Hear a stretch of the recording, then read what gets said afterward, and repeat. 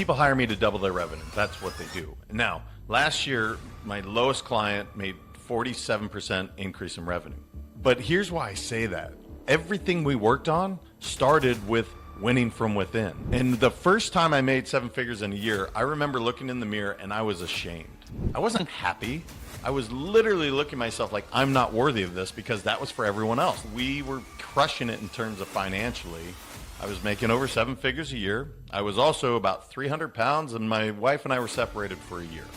Now, from the outside looking in, dude, he's got life by the balls. Everything's going great. Internally, I was miserable. I lost my dad to suicide. And my dad was my hero. I wish every single day he was here. And yet he has given me something, a perspective on life that I don't think I could have ever paid for. And reaffirming how important it is to be fulfilled, to be happy, to really be aligned. I don't have time for people that I'm not aligned with. Welcome back to the Brand Laboratory. This is Devo. We are in our 5th year doing this, man. I just was thinking about that last night. That's phenomenal. This show has gone through multiple iterations, and it's now turned into something more than just a podcast.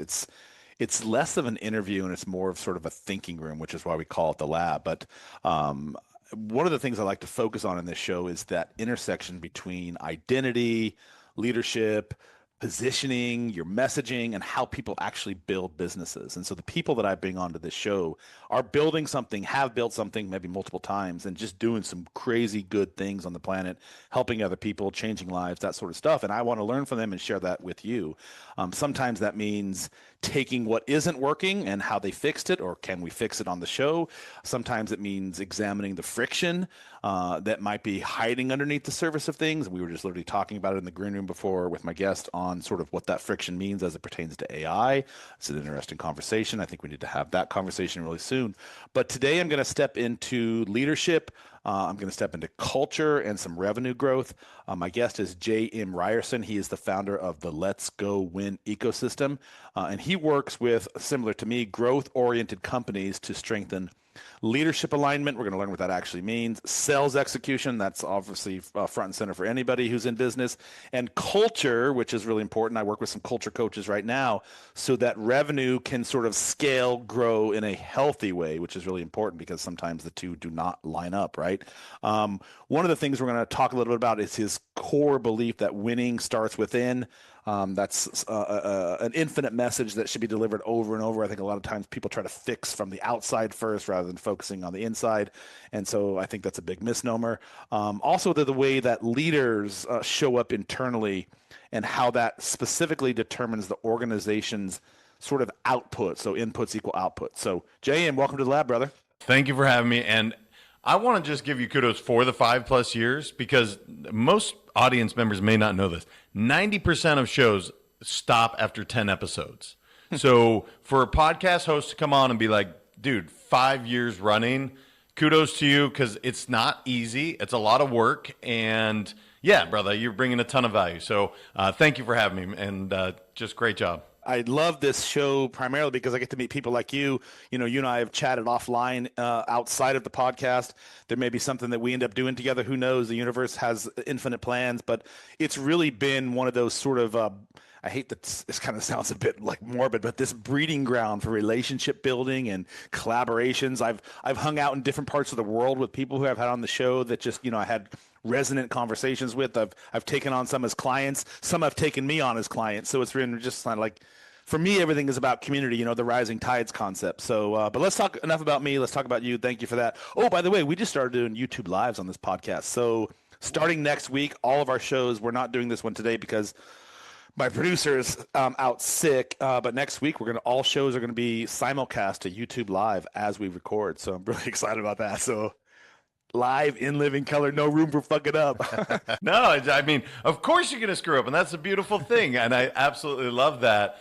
Again, not to stay down the podcast, but you mentioned alignment in the beginning of, the intro. And isn't it so true? I think why you love podcasts and why I love it is because of the alignment. It's people that want to give, right? They're not seeking. I mean, I guess I've had a few guests that they are seeking, some sort of clout or fame, or they want to get their brand out there. But for the most part, It's people that really want to give and receive great knowledge. And I think that's why it's so cool, man. That's why this forum is just incredible. And I'm excited to hear about the YouTube Live. That's going to be pretty awesome. Yeah, so I figured out how to do, I'm going to be using Riverside to do it. I figured out how to record them and then simulcast to multiple platforms. Well, I'm sure it's been around for longer than I figured it out, but I just figured it out, and my team and I are sort of like diving into that. We recorded one yesterday. We had this girl named Chelsko, which I messed up her name. I thought it was Chelsea, but her name is Chelsea, but she goes by Chelsko. I guess it's the Russian interpretation. Still confused. But this badass woman who does relationship coaching specifically for men. So we recorded that yesterday. She told me why I can't find my next date and all the things that I'm doing wrong. Like she sort of like did the lab on me in the show. So that was really embarrassing, but it was cool at the same time. So anyway, we did that live, and a lot of people have already watched the show, mainly because of her. She's very beautiful on the camera. So it was fun. The camera shines. Never a bad thing to have somebody nice to look at. You know? The camera shined very favorably on her. Anyhow, before we get into leadership and culture, I sort of want to start with something a little bit different, if I may. A lot of people build successful platforms, right? But I think a lot fewer people actually understand the identity behind what goes into building that platform or into that building. So let's start there. When people Google you, let's just say, for example, or they Google your business, what do you think they miss? What's the underline that they're not getting? I think true authenticity, it's one of the biggest challenges I have when it comes to social media because it's so curated at the end of the day. You have an editor that takes it and they splice it up and then they get a soundbite. I think the biggest challenge when people meet me, they're like, oh, you're just like a normal. I'm like, yeah, dude, I am the most normal kid from Montana that literally, the way I show up on stage, to the way I show up at dinner, to the way I go on my show, everything is going to be the exact same. So if there's one gripe I have, and again, it's my job to do the content in a way that is authentic, but it's funny, Devo. So when you hit play sometimes, when I hit record, it's good, but it's not maybe the same as you and I having a dinner conversation or having a conversation like today. I'm going to flow and I'm going to screw up, but it's going to be authentic. When I go to hit record on like those little snippets, that has always been a major challenge for me where I'm like, yeah, it's okay, but it could be better. It's well said, but I think, and you just said that a few minutes ago, it's sort of the F-ups that actually make the show, for me anyway. When I watch people's content and I study people's social media, and I do this for a living, like helping people sort of figure out how they show up in their messaging. One of the things that I have found to be, and it's sort of leaning into that way now, is how curated everything used to be and how perfect everyone had to make everything. Like, I like the gaffes, to be honest with you. I think some of my favorite moments of movies, to be honest with you, is when they trail at the end and they sort of show the behind the scenes bloopers. I'm like, I want to see that because that's the real human in it, right? So I love that. Also, sidebar question, don't take this offensively, but why is it that people who come from smaller communities always seem to be like the more put together motherfuckers? Dude, you're from Montana. I've met people that are from smaller, like North Dakotas, like rural areas.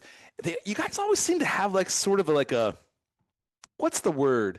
You sort of have a deeper connection with the reality of things and a more genuine versus disingenuine approach. What is it? What's in the water? Like, what's going on with that? I think my wife is from California, so we've had this conversation many, many times. As am I. Okay. And great people from California. But here's what I would say. When you grow up in, let's say, Montana, show and looking the part or the whole keeping up with the Joneses, quote unquote, that just wasn't a thing for me. I didn't have the money to do it anyway. And it just wasn't important. And again, I'm generalizing. You go to the coast. I live in, Boca Raton, Florida, man. I promise you the way my kids are being raised is differently than the way I was because they're around kids that literally are driving Range Rovers and BMWs. So it's just maybe different. And not to mean that materialism is a bad thing because, look, my kids have grown up with far more than I did, and I think that's a good thing. Their kids will probably grow up with more than they did. But my hope is that they're very, very comfortable in who they are, what they stand for. And I think what you're feeling with a lot of the Midwest folks, it's just kind of ingrained. Like, hey, man, you need to be humble, be yourself, be cool with your flaws. So I don't know. That would be my guess. But I've met really amazing people in California. I'm married to one for 20 some odd years. So she's pretty rad. Interesting. Well, I consider myself rad too. That's a good California term. But I have noticed on my flight back from Florida, I was in Florida last week, but I was in Tampa, and there was a woman sitting next to me. Her name was Karen, and she actually played off of that in terms of like, I'm not the typical Karen, which was kind of funny. But she was from rural Ohio, and man, I just had this really deep, meaningful conversation with her. And one of the things I said to her was similar to what I just said to you. I was like, I really appreciate how you just sort of genuinely. She was beautiful, by the way, not full of herself, very organic, very humble. And I just wanted you to know I really appreciate, how humble you were in this conversation, given sort of like she's a doctor, she's doing all kinds of cool shit on the planet, and she hasn't really taken herself very seriously because of that. And you sort of seem the same way. So anyhow, which is a good segue. I want to talk about leadership. And this is one of your core principles, right? When did leadership become sort of like this central problem that you are trying to articulate and solve for people? And sort of let's start with, how do you view leadership? Like, what is leadership to you as a man, as a partner, as a father, as a leader of a company? And how does that personal view of leadership imbue into how you coach people and counsel people and help people? Well, great word with imbue. So I love that. Yeah, brother, I learned really early great coaches and bad coaches. So I grew up playing every sport under the sun. I happened to end up playing hoops in college, and I had a radically different experience between my high school coach and my college coach. And it was a leadership lesson, really, now that I look back. So I'm going to use John Maxwell, leadership is influence. 100%, I agree with that. I think he nailed that. That is the most concise way to describe leadership. And I would add to it, in my opinion, I don't believe in being a armchair quarterback. In my coach in college, I'll give you the example that really stuck out to me. Every Monday, Wednesday, Friday, when we were training, we had to go run 2.5 miles. And we would all just bitch and moan about, oh my God, we're a basketball team, we're not a track team, blah, blah, blah. And then the moment I found out that Coach Mast is his name, he ran 5 miles every single day that he asked us to run 2.5. I had no right to even remotely bitch, because he is he's not only doing what he asked of us, he's doing twice as much. And the man would have been, I guess, probably in his 40s at the time. And I look at that and I say, wow, I want to show up like that. I never want to ask somebody to do something that I'm not willing or have already done. And that just really imprinted upon me how I want to show up in business, in my relationships. I want to do whatever I say I'm going to do. My word is my bond. And I think between my folks and coach, it was just one of those things where I said, that's the guy I want to show up as. And again, I'm 47 now. I look back at when I was 19 and 20 years old, and that man still is just, I can see him clear as day about the way he showed up. So I don't know if that answered your question, but that was the example for me where I was like, I want to show up like that guy. And that's what I've striven to do in all my endeavors. What is the word? Strived? Strived. I think that's better. Strived, yeah. Did you know that I was the Colorado 6th grade regional spelling bee champion? Well, I do. That's where the word imbue came from. You answered the question partly, and one of the through line, by the way, I loved what you said, first of all, but I always sort of kind of like live by this motto, and my grandfather actually imparted this on me. He said, first of all, you have 2 ears and one mouth for a reason. So listen first, talk second, and say what you mean, do what you say. And I sort of like heard you sort of say that in sort of your view of leadership. Okay, great. That part we have sorted. So now when you're looking at other companies and you're working with the people that you're sort of helping sort out this leadership model, why is leadership so important to them? And why are there, let me see if I can rephrase this question. Everybody has a different view of leadership, right? And there's different types of leadership models, right? And there's different ways that people show up as leaders. Leaders don't always have to be the loudest person in the room. They don't always have to be the CEO. So how do you view leadership when you're going in to help an organization, and leadership is one of your core pillars? How are you first sort of assessing how people lead? How are you sort of diagnosing what needs to happen? And then how are you disseminating the information so that all the different types of leaders can receive that information and then do something with it? Yeah, it's a big question. And I love what you said. Everyone is a leader. At the end of the day, like everybody listening right now, you are a leader. At the very minimum, you're a leader of yourself. And that's one of the things that I really, whenever I'm working with an executive team, I'm working with their most brand new employee or the CEO and everyone in between. That's one of the first things, because you mentioned, winning from within. So one of the biggest things I say to everyone is, look, you are a leader. I want you to accept that role, that responsibility, understand how important that is. Now, the culture part is how I actually assess. And we were talking about, the Midwest versus, the different coasts. This idea of culture, which I know we're going to get to, but it actually really is a huge part of what your leadership is going to show up as. So what does the company stand for? What are those core values? And I coach people to have 3 core values, no more, because literally your brain, we forget after 3, man. We are wired, marketing people know it. Snap, crackle, pop, the 3 Musketeers, the 3 Amigos. I mean, you think it's always 3. And so what I start with every company is, what are your core values? Now, Devo, here's the hard part. 90% of the time, I will ask one executive what they are, and they'll give me an answer. I'll ask another executive what they are. I'll get a different answer. I'll ask another executive, and I'll get another answer. And that's where I go, okay, here's where we start. We're going to get very clear on exactly who we are, what we stand for, how we behave, so that now we're bringing the right people onto the team with the expectations set. And now we're able to lead based on the expectations that we set. So it is a big question, like I said, because leadership is different. It's not the most dynamic person that's the best leader. Mother Teresa would be a great example. She didn't hardly say anything. She's revered as one of the greatest leaders, that's been on this planet. And she was very quiet. And so that's what I really look at is, let's get clear on what your culture is, and then we can start into what your leadership needs to look like, how we want to influence, how we really talk about our vision so that everybody can get behind what we're trying to accomplish. I love that. Real quickly, what are your 3 non-negotiable values then, since you're speaking about it? So there's, for me personally, freedom, love, and abundance. My family, it's courage, fun, and love. Excuse me.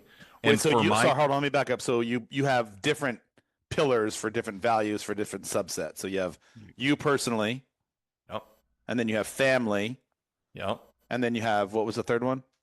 My company is happy, healthy, wealthy. Got it. So you have 3. What's the through line between all those? I would say if there was one central value. I mean, love is in both my personal and with my family. And when I really look at my team, they have to be comfortable with the word love, because I'm not bashful about that. When I love, man, I love hard, and I'm all in. Which also means, by the way, I'm gonna have that conversation with you that most probably don't want to, because I genuinely love. So that would probably be the through line, would be my guess if I were to really break it down. That's interesting. You say the conversations that you have to have, even though they might be painful. And that is a balancing act, right? You have to come at things from different approaches, different strokes, different folks, right? Whether it's your children, whether it's your clients, whether it's your peers, whether it's your wife. I'm curious just how you sort of see that, and I think I'm going to know the answer, but when you're giving candid feedback and you feel compelled to share your version of the truth with somebody, even if it disagrees or even if it pains them to hear that, how do you sort of balance the fragility with the diplomacy with still making sure you're having an impact? Yeah, great question. The process is pretty simple. I get permission first. Hey, if I was talking to Devo, I'd be like, Devo, are you open to feedback? If I were to give you some? And yep, okay, great. And what if I say no, then I'm going to reserve. I'm going to hold that back. Brilliant. Carry on. Right.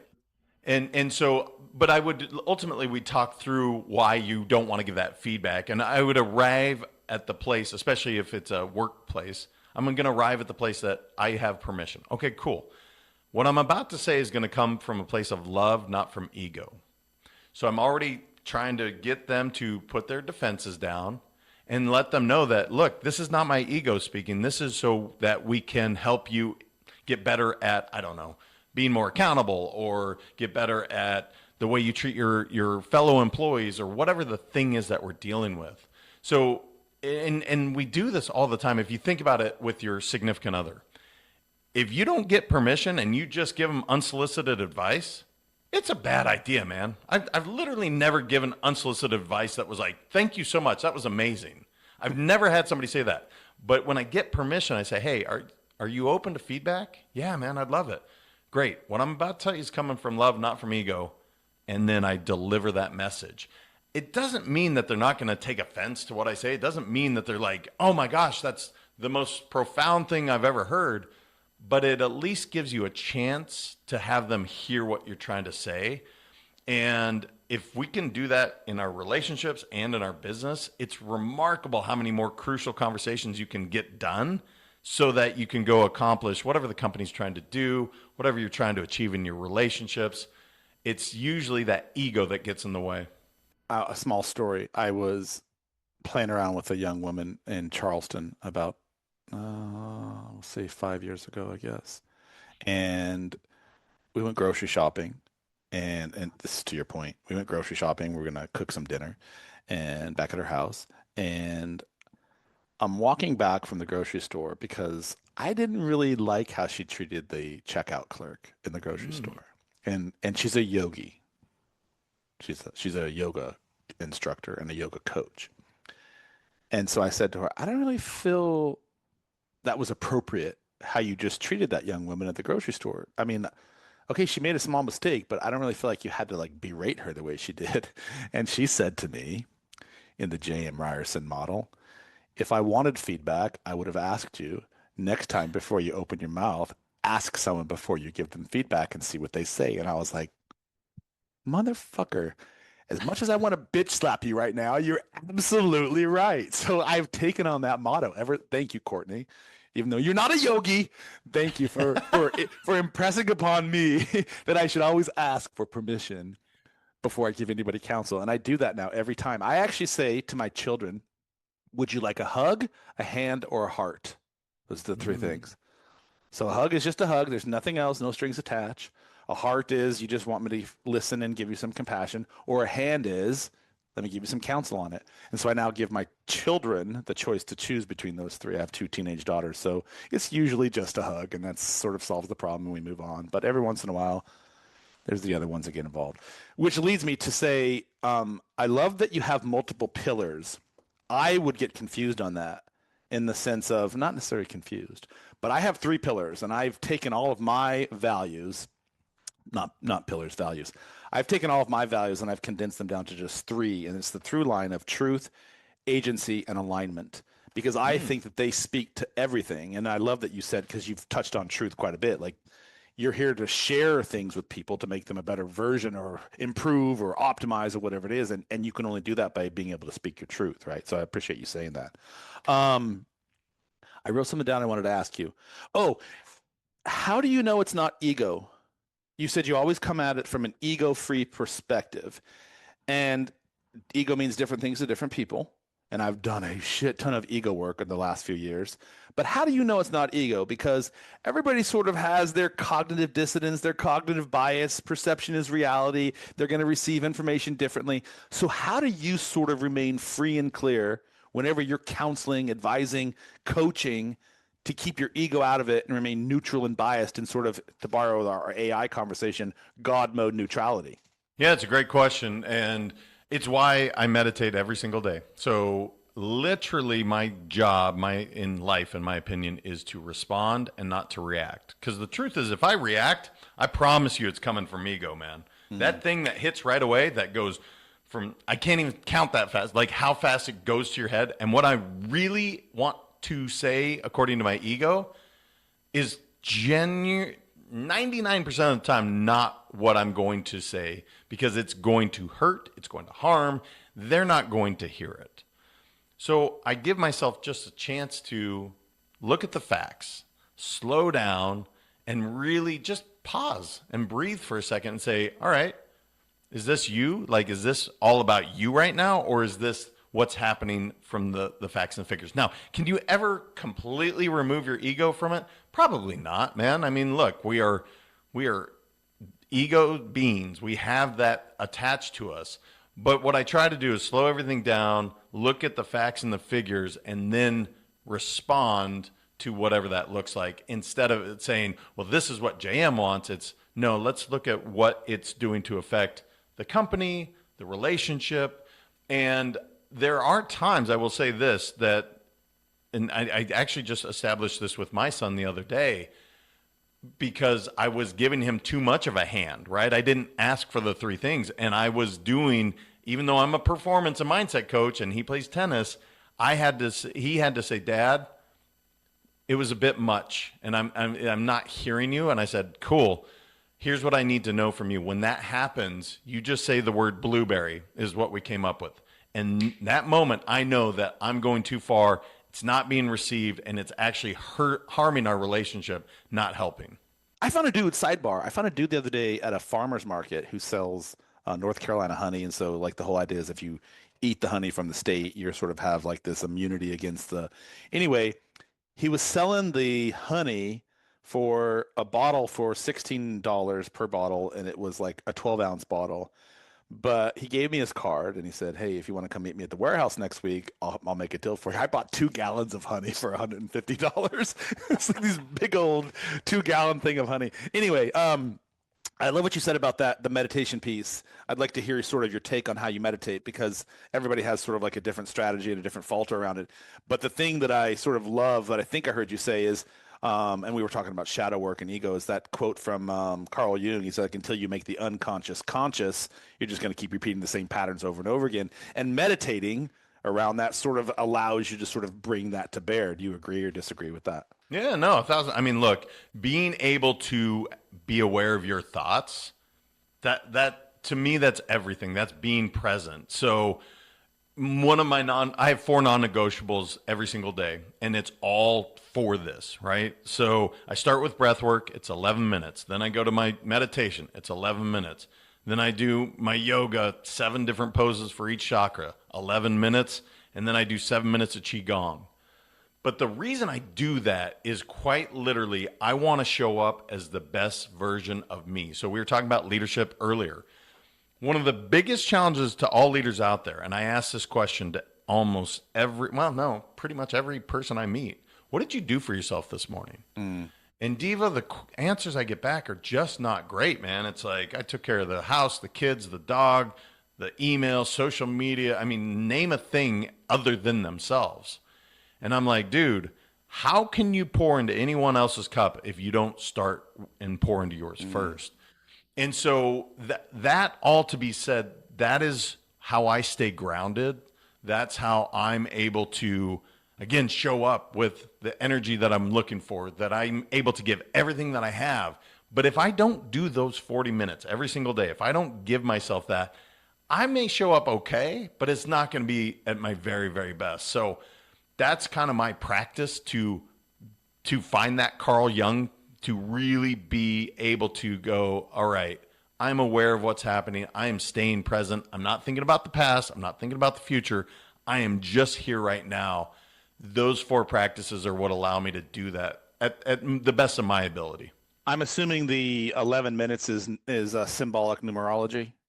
Yes. Yeah. So the number 11 deep on numerology. If you want. So the number 11 is like a master intuition, master awareness, sort of self-mastery number. Yeah. So we're on the same page with that.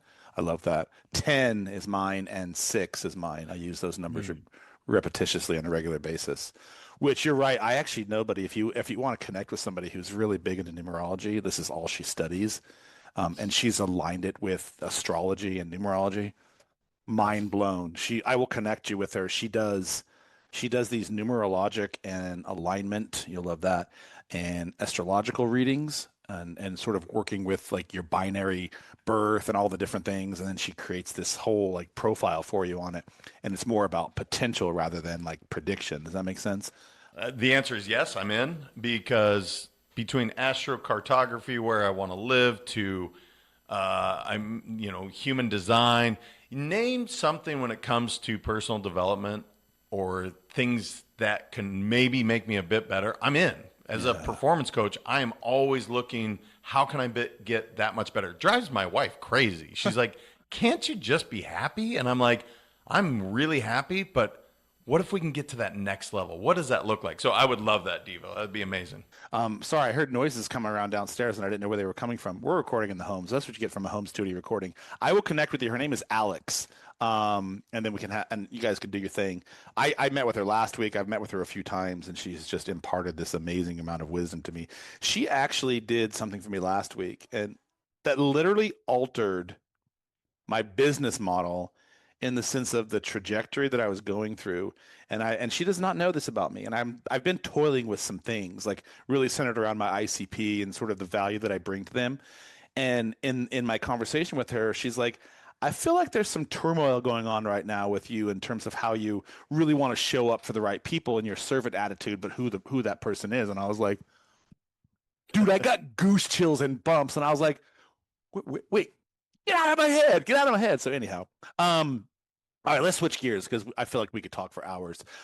The idea of this sort of, are you a religious man? I wouldn't say religious. I would say spiritual. Okay. So there's a scripture in the Bible that sort of plays off of the idea of as above, so below, as within, so without. It's also a spiritual scripture. It didn't originate in the Bible. It was borrowed and reused. It actually comes from much older storylines, which we don't need to get into that conversation. But this whole idea of identity work and leadership and how everything starts with you, and sort of before you can actually create anything of value, you have to build from within. And we've talked a little bit about Carl Jung. We've talked a little bit about sort of like understanding your values and your philosophies and your core beliefs in the world. Can you just sort of speak to that for a minute and how it aligns with the work you're doing and the people that you're working with, and sort of this misnomer that most people think we need to fix the outside first. We need to market first before we actually build our brand, our messaging. But why is it so critical that people truly understand who they are as an individual and how they show up in the world, and how do other people receive and perceive them, more importantly, and does it match with what they ultimately want to become, and other people to view them as? And so like this whole identity of inflection work and identity work, it's like, for me, it's like front and center of everything you do before you do anything else. So I wouldn't mind if you would speak to that a little bit, because I know we agree. Yeah, I mean, I want people to truly be fulfilled and happy. And here's my example. When you don't have clarity on exactly who you are, what you stand for, what your non-negotiables are, you're probably going to align in the wrong situation. So company 2 would be my best example. We were crushing it in terms of financially. I was making over 7 figures a year. I was also about 300 pounds, and my wife and I were separated for a year. Now, from the outside looking in, dude, he's got life by the balls. Everything's going great. Internally, I was miserable. I didn't like what I looked at. I didn't like going home. I didn't like being at work. I mean, this was, for a guy that's very, very happy, that's all about performance and mindset, I lost my way. Now, in the moment, I was looking to, my wife and she was to blame. I wasn't, of course. She was the one that was wrong. Well, no, that's not the case, of course. We both had our faults, but I needed to look in the mirror and know that I wasn't I wasn't happy. And that's what can ultimately happen if you're not clear on exactly what fills you up, what gets you going, what your non-negotiables are. And so I literally almost lost my family, or at least 50% of the time with my kids. That for me would have been devastating. My kids, we are very, very close. And it's not to say, look, people go through divorces. I've had a business partner that I saw go through 3, and he's working on number 4 right now. So I've seen that. That just wasn't the story that I was looking for. And thank God my wife is as tough as she is and fought for our marriage as much as she did, because it would have been real easy to give up. I was ready to. And so what I would say is, once I got clarity on exactly that, I started it. The first domino to fall is getting back to the gym every day. Okay, that was my first feedback into me. And then really doing the deep work to say, what do you care about? So I mentioned to you freedom, love, and abundance. Freedom is my favorite F word. Now, you could argue there's another F word I use often, but Freedom is my favorite F word. And that helps me make the decisions I'm going to make. So I won't take on business ventures if it's like, dude, you're going to have to grind 90 hours a week. Nope, not interested. I don't care how much money it pays. Because the freedom to be with my kids when I want to travel when I want to have the financial freedom, that is far more important to me than, I don't know, making an extra zero in my bank account. But I don't know that people find that. And I certainly didn't find it until I almost lost everything. And then that was reaffirmed. I lost my dad almost, what is today? March 5th. So tomorrow, March 6th, that will literally be the 4-year anniversary. I lost my dad to suicide. And my dad was my hero. And I wish every single day he was here. But I look back now and it's awful. I want him back. And yet he has given me something, a perspective on life that I don't think I could have ever paid for. And reaffirming how important it is to be fulfilled, to be happy, to really be aligned. I don't have time for people that I'm not aligned with. It's not that they're a bad person. It's not that I'm a good one. It's just, if we're not aligned, I'm not gonna spend the time. And just like when you and I did the pre-show for this show, I was like, hell yeah, I'm in. This guy's freaking awesome. We're into similar things. Like, I'm aligned. Let's do this. Let's create something amazing. And I think if people can really slow down and get clear on what they want, they're going to find happiness, fulfillment, abundance, joy, all the things that people really want. But oftentimes, man, they're just holding on as best they can to, get through the next day. And so again, that's my answer, brother. I know that was a bit long-winded, but that's where I found the importance, was really going through two of the roughest patches of my life, being separated from my wife and then losing my dad. It reaffirmed how important that alignment and winning from within really is. I actually made a list of some of the things that you were talking about, so don't apologize, first of all. But before I sort of go over that list real quickly, when you don't do this identity work, it's always fascinates me. It's sort of a surreal sentiment that it's always at this precipice of loss, this friction that we were talking about, that true growth, true expansion, true evolution, or I guess when it doesn't, actually occurs. And like for me, and you and I have some similar stories, some similar stories and through lines in loss. Mine are not the loss of a father through suicide. So first of all, sorry for that. I can't even imagine. But this idea of the polarity of life, in the sense that I think a lot of people, and especially now because of social media and we have everything at our fingertips. Dude, I turned on the TV last night for the first time.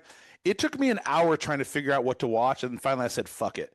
There were so many choices, instant gratification, that I was like, I just wanted to watch like a simple show, just numb out for a little bit, then, start my night routine.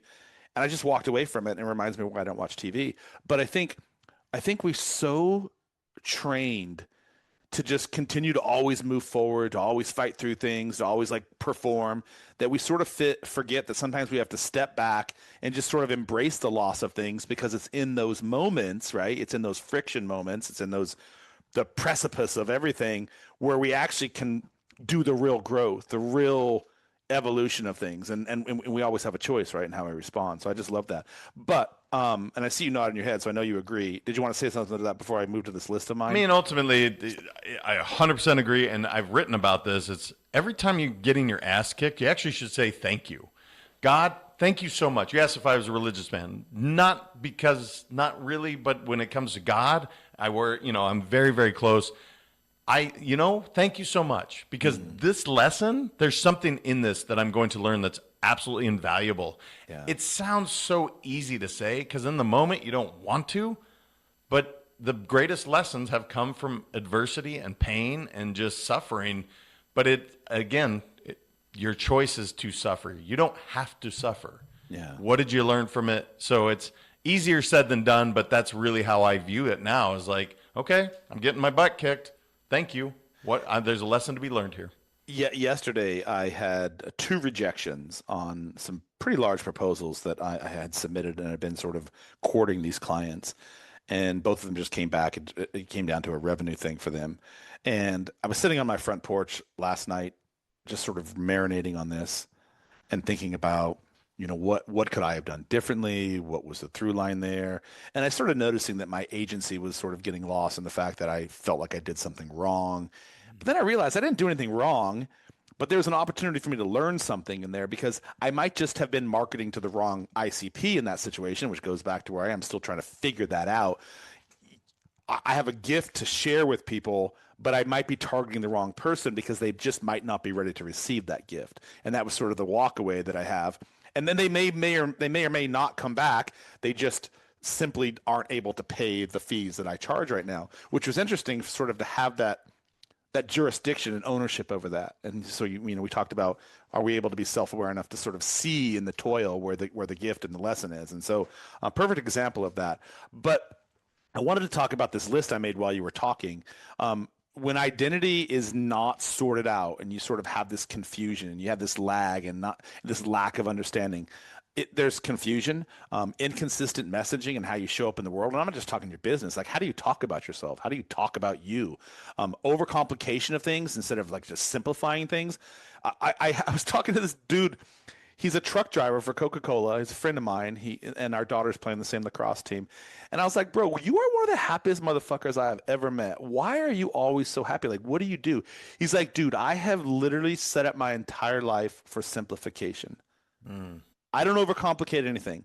I drive a truck every day. It pays me enough money to get through. He's like, I don't have any grandiose ideas. I know my limitations. I know what I can do in my life. I know how smart I am or lack of smartness. He's like, I have a loving wife. I take care of my wife. I have 2 beautiful children. I love them like they're everything. And he's like, I've just set up my life to just have a simple, uncomplicated life. And I was like, dude, that's just like mad genius. Like, that is literally the secret of life. And I don't think we do that on enough basis. But so when you're not sure of who you are, like he is, you overcomplicate things. You have indecision. You have performative. Everything is performative for you, right? Like, and I'm talking about myself in some ways because before I started doing this ego work, I started realizing I had suffered from some of these things. So we're running out of time. There's just so many things. We're going to have to do part 2 of this show. When you're working with people and you're sort of focusing on this ego side of thing, leadership, because ultimately, and this is what the KPIs that leaders are always focusing on is revenue. Well, dude, if you can fix some of the leadership models and the leadership gaps you have, revenue actually is one of the outputs because you're performing better. You're creating better culture with your team, so they're performing better. You're more clear on your messaging, so your ICP knows exactly what you're talking about. You're actually going to increase the revenue when you show up as a proper leader. So I was wondering if you could sort of like speak to the ego side of things and kind of helping people with that sort of work before they even step into the revenue model. Yeah, and it is interesting because people hire me to double their revenue. That's what they do. Now, last year, my lowest client made 47% increase in revenue. Okay. But here's why I say that. Everything we worked on started with winning from within. It literally starts with who are we? How do we show up so we can set those expectations? Now, we all have trauma of some sort, right? We all have self-limiting beliefs of some sort. Mine was around money, and I'll give the 3 questions that I had to really spend time on. And this is, everyone, please write these down, use them. It's so simple. So mine was around money, and it's a long story, so I'll just say it was around money because of my dad, okay? And the first time I made 7 figures in a year, I remember looking in the mirror, and I was ashamed. I wasn't happy. I was literally looking at myself like, I'm not worthy of this because that was for everyone else. That was kind of what I was taught. So the question is, why do I believe that? Well, I believe that because mom or dad, primarily dad, would say that was for everyone else. We're not meant for that. Okay, got it. Is that true is the second question. No, it's not true. Making money is a good thing. I can be more philanthropic. I can build companies. I can hire more people, which gives them opportunities. And then the third question is, how's that showing up for me? This belief. How is it serving me? And it's not. It was keeping me playing small. And for me, I want to inspire people to live their best lives. That's why Let's Go Win exists. And so when I answered those 3 questions, and those questions I ask myself often when a self-limiting belief comes up, when I recognize it, I'm like, okay, why do I believe that? Is that true? How's that serving me? I always arrive at, wow, I believe it because mom, dad, brother, sister, grandpa, grandma, whoever imparted on me, this is the way that, and it's just their opinion. It's not a truth. It's just the opinion that I took on as a belief. Well, it's not true. It was just their opinion, and it's showing up as I'm not living my best life. I'm not leading the way I want to. I'm not happy in my marriage, whatever the thing is. And it is remarkable, Devo, when we spend time just writing those 3 questions down and being okay with the answer, what you can actually achieve. So that's a lot of the work I do with these leaders is, hey man, let's get down to what's your real fear? What's your limiting belief? What are we really dealing with so that we can get to work on that? Meanwhile, we get clarity for the company, and now you start pouring into yourself. Guess what? Every single day, you're showing up as a better version of the guy the day before. And it's a really fun thing to do. Some people do it super fast. I had a kid, literally, it's been almost 90 days. I guess since January. So 2.5 months I've been working on this, and I finally got to that limiting belief, and I was like, oh, there it is. Now you can really start to thrive. And it's remarkable once we can deal with that, what we can accomplish. Those 3 questions are, why do I believe a type of way about a situation? Is this actually true? And how is this showing up for me? So those are, I would imagine, this is part statement, part question. Those are iterative exercises because that context of those shifts over time. Yeah. All the time. Yep. Yeah. And it's not, by the way, the first time you do it, you're not going to be like the first time I wrote that down about money. I wasn't like, oh, now I'm ready to, break the bank. No, dude, it took for me, I was one of the slow learners. It probably took me 5+ years to keep writing about it, keep digging. And now I just believe in abundance. I love making money because now I can do really cool stuff. I can help other people do cool stuff. You can give more to charities. There's so many cool things to do, but I was so wrapped up and I wasn't worthy of it. It was for everyone else. And the truth is that was just a belief that my dad had that came from his dad, that came from his dad, that came from his dad. So it was a generational thing. If you think about it, it was a belief from like the 1800s that is now being put on myself that I allowed in. No, we're going to break that cycle. And now, thank God, my kids, they believe in abundance, brother. They're going to have to make a ton of money with the way that they believe in money. So yeah. You're doing all that just so you can selfishly set yourself up for they don't throw you into a nursing home somewhere with all their abundance. Yes, I understand. right. Whatever your motivation is, it doesn't matter. I love all the things you said because there's something that I have started to learn in the last 5 or so years is sort of this idea of epigenetics, and the loop can be broken, right? And that's really what you're speaking to is this idea of you can create your own life. No matter what it is, you ultimately can if you believe enough and are doing the work to sort of create that and manifest that. That is really the through line of what manifesting your life is, right? Last question, and again, we're running out of time. Sorry, there's just so many things I want to talk to you about. I really enjoyed the conversation. Thank you again for being here. In terms of the model of Let's Go Win and what that brand represents ultimately, because you just said it a few minutes ago, I want to hear you sort of touch back on that again. On paper, it sort of says leadership, culture, growth, but I think there's something deeper, more existential underneath that, and we've been talking about it most of this show. So can you speak to that first? Because if someone were to ask you in what sentence, what transformations do you actually create for organizations, the existential aspect of it is sort of sitting somewhere underneath this idea of let's go win. Yeah. So, gosh, good question. Big question again. Here's what I will say. We don't play small on this show, man. No, you don't. These are not surface conversations. I have no interest for surface conversations. This is why I enjoy it, because I'm so bad at surface level conversation. Oh. It just like my wife is great. She could talk to that doorknob for a half hour. Me, dude, if we're talking about the weather or sports, I'm okay with. Anything else, I'm like, dude, I gotta go. Like, I need to talk deeper. So, to answer your question.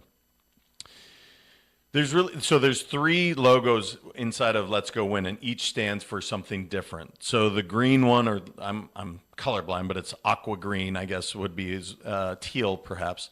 That is all about philanthropy. Oh my goodness. Big words are hard. They are hard. They are really hard.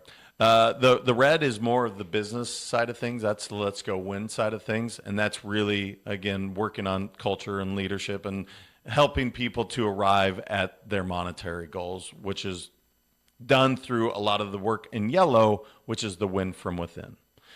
You put it all together, it's called the Win Performance Platform. And it is all holistic. It's all a part of it. You can't take one without the other. It's just that's the kind of coaching that happens when I'm working with a client. So it's very holistic, and I hope that answers what the question that you're really asking. But I'll tell you real quick. I will say it started with my first client at Let's Go Win. His dad said, "Hey, can you work with so and so?" And I said, "Sure, I'm happy to." I helped the guy. He goes, "Can you help him lose weight?" Sure. I'm not a dietitian. I'm not a trainer. I'm not a nutritionist, but sure, I can help him. So we helped the kid lose 80 pounds in 6 months. Okay, cool. That's a big number. Great. That's not the cool part. The cool part was what he really stepped into. He found the love of his life. Now he has 2 kids with this woman, and to see him really thrive, all because we started with the simple thing. Well, guess what? Second was a professional golfer. I helped him, and he found his love of his life. And immediately for me, Devo, I was like, it's so much bigger than what they're hiring me for. It's so much bigger than that. And that's how I approach it with every client. Like, cool, let's work on the revenue side. Oh, by the way, let's repair some relationships, your health, things that are really important to you that are being neglected right now. So that's my intent with every single company and person that I work with. It's interesting that you say that, and I just want to challenge you on something for a minute, because not everybody is capable or ready to have the types of conversations that we're having right now. And I'm not, this is not a judgment. People don't be like, "Oh, Devo thinks he's better than," whatever, bro, you do you. But not everybody is able to have these sorts of conversations. And not everybody is prepared to hear the existential underline that drives the force of the universe, right? Like behind every output, there's an input that is existential, that is spiritual, right? But not everybody really understands that, right? And so I find it interesting that you're able to sort of put that into words.